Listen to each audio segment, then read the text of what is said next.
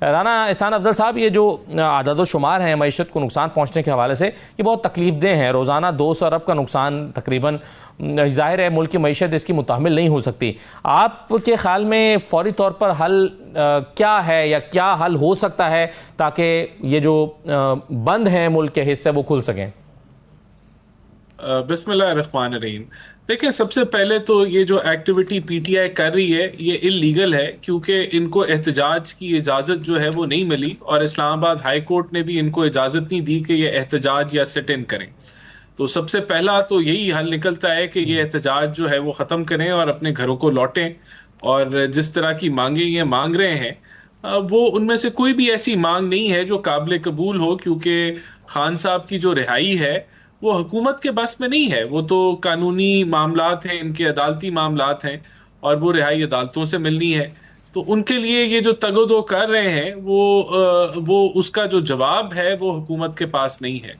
देखिए, दूसरा ये है कि हुकूमत, आपने बिल्कुल ठीक कहा, मईशत को नुकसान है और ये कोई बड़ा कोई अच्छा जो है वो अमल नहीं है कि हमें कंटेनर लगाने पड़ते हैं। लेकिन जो इनका जो तर्ज सियासत है, जो इनकी नीयत है, वो कोई इतनी अच्छी नहीं है मईशत के लिए, पॉलिटिकल स्टेबिलिटी के लिए।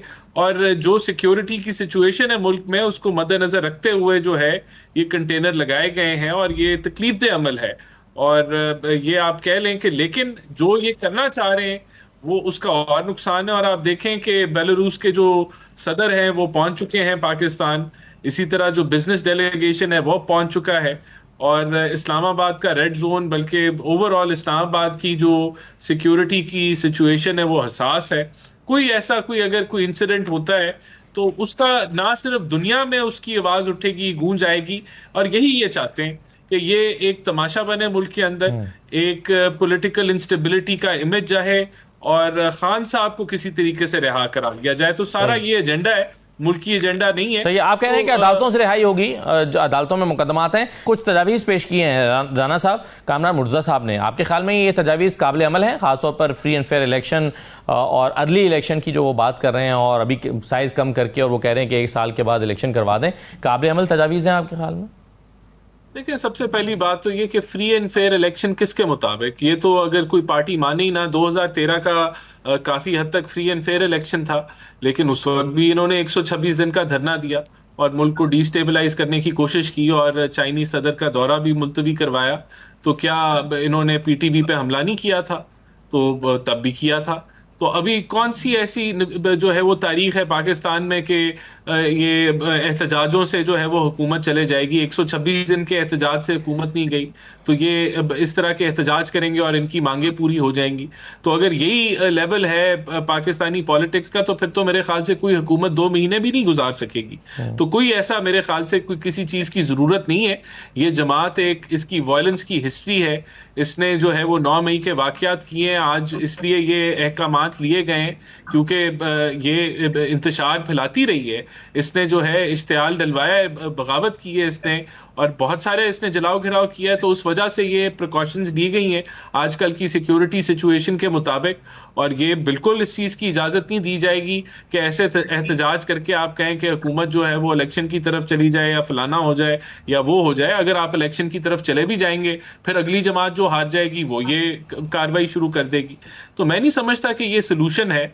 और सोल्यूशन ये ज़रूर है कि जो लोग कानून को वायलेट कर रहे हैं, अदालत ने बिल्कुल अहकामात हैं, आपको जज नहीं पसंद, अदालत नहीं पसंद, जो भी नहीं आपको पसंद, लेकिन हुकूमत ने अपनी रिट कायम करनी है। अदालत का फैसला है कि आपको इजाजत नहीं है, आप वायलेट कर रहे हैं और गैर कानूनी काम कर रहे हैं, और इस बुनियाद पे जो बंदा इस्लामाबाद एंटर करेगा वो फिर गिरफ्तार भी होगा, और बिल्कुल होगा, और उसके अंदर कोई कसर नहीं छोड़ी जाएगी। तो मैं समझता हूं इसका हल यही है। इस चीज का क्या हल है कि आप आईएमएफ को खत लिखते हैं कि मुल्क को जो है वो कर्जा ना मिले, या इस चीज का क्या हल है कि जीएसपी प्लस को सैबोटाज किया जाता है? या सही अगर है राना साहब, मगर अभी तो फौरी हल की जरूरत है ना, जिससे ये जो एक मुंजमद निजाम है या इस वक्त जो सूरत हाल बनी है वो चल पड़े। तो ये अभी बड़ा सिंपल सी बात है, पूरे पंजाब से कोई बंदा नहीं निकला। इनकी जो फाइनल कॉल है वो फेल है। एक केपीके की रियासत की मशीनरी इस्तेमाल करते हुए, रियासती पैसा इस्तेमाल करते हुए, टैक्स पेयर का जो पैसा है वो लगाया जा रहा है इस एहतजाज के ऊपर। जो ये तो 1500 तो जो लॉ एनफोर्समेंट के मुलाजमीन है जो सिविल वर्दी कपड़ों के अंदर है, वो खत भी बाहर आ गया है। जो केपीके के जो मुलाजमीन है उनको लाया जा रहा है, और ये उस स्ट्रेंथ के ऊपर, केपीके की हुकूमत की स्ट्रेंथ के ऊपर ये मुजाहरा हो रहा है, किसी जमात की स्ट्रेंथ पे नहीं हो रहा। जो जमात की स्ट्रेंथ थी वो कहीं नहीं नजर आई आपको पंजाब में, वो कहीं नहीं, किसी सूबे में नहीं नजर आई, किसी शहर में नहीं नजर आई।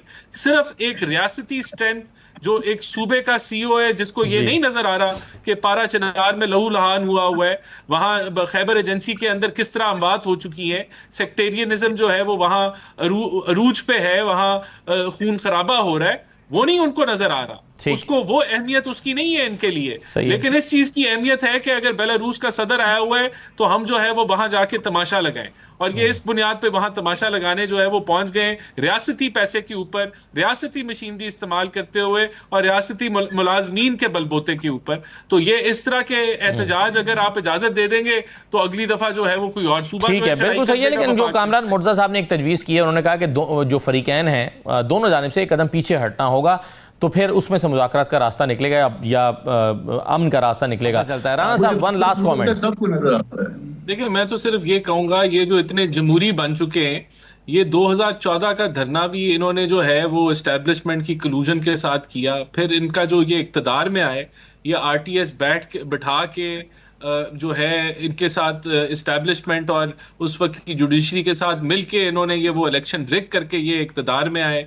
फिर हमारा पंजाब का मैंडेट इन्होंने चोरी किया और वो इन्होंने काबू किया। उसके बाद इनके सदर कहते हैं कि इन्होंने एक एक इकदाम में ये नैपी और पैम्पर चेंज करा के करते थे, तो वाकई इनकी कोई हैसियत नहीं थी सियासी तौर पे, और अभी भी ये जो है वो जमहूरी लोगों से बात नहीं करना चाहते। राना साहब, आज पीर है, मुलाकात का दिन नहीं है आज। बैरिस्टर गौहर कैसे चले गए इमरान खान से मुलाकात करने? इनको यही समझाने भेजा गया है कि आप जो है ये मामला जो इनको खत्म करें, क्योंकि कुछ नहीं इससे मिलेगा। आपने भेजा है, मतलब हुकूमत ने भेजा? हुकूमत की इजाजत से गए, हुकूमत की इजाजत से गए, और इनकी मांगे जो हैं वो कोई पूरी नहीं होने वाली। सिर्फ वक्त का ज़ाया है, कौम को जो इन्होंने तकलीफ से गुजार रहे हैं, ये पीटीआई इसकी जिम्मेदार है। जितना कारोबारी लॉस हो रहा है पीटीआई इसकी जिम्मेदार है, और मैं बिल्कुल मैं स्टैंड पे हूं। 1500 बंदे की तो मैं आपको खत दिखा देता हूं जो लिखा गया है कि जो सरकारी जो है वो लॉ एनफोर्समेंट के बंदे सिविल वर्दियों के अंदर इस जलसे के साथ जा रहे हैं, तो वो अपना पेट्रोल लगा के जा रहे हैं, वो सरकारी पेट्रोल लगा के वो 1500 बंदा जा रहा है जो इसके अंदर। इस तरह इसके उसके अलावा जो है वो